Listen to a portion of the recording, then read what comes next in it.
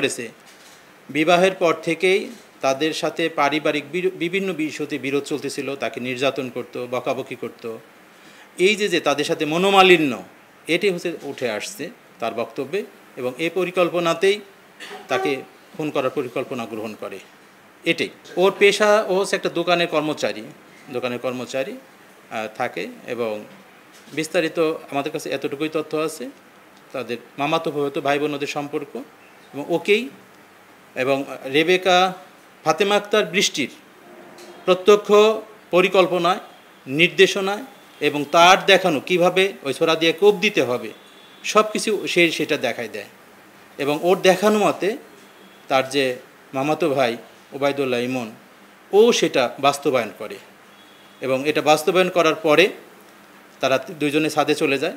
ছাদে গিয়ে ওই ছোরাটা, হত্যাকাণ্ডে ব্যবহৃত যেটা ছোরা ছিল, সেটা পার্শ্ববর্তী জলাশয়ে তারা সেটা ফেলে দেয়।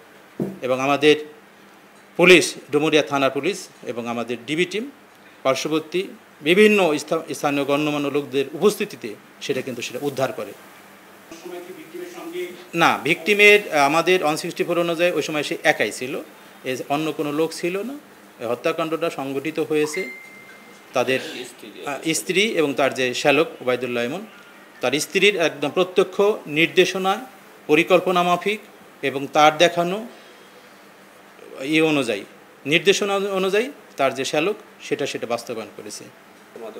অন্যান্য আলামত আছে, মাদকের অন্যান্য আলামত আছে, বাট এটা চূড়ান্তভাবে তো বলা মুশকিল। মানে আমাদের যেটা হত্যাকাণ্ড সংগঠিত হয়েছে এটাই হচ্ছে মূল বিষয়। এটা কে ঘটাইছে, কীভাবে ঘটাইছে, কারা এর সাথে জড়িত, এটা তারা যেহেতু নিজেদেরকে জড়িয়ে আদালতে 164 দিয়েছে, এটাই হচ্ছে মানে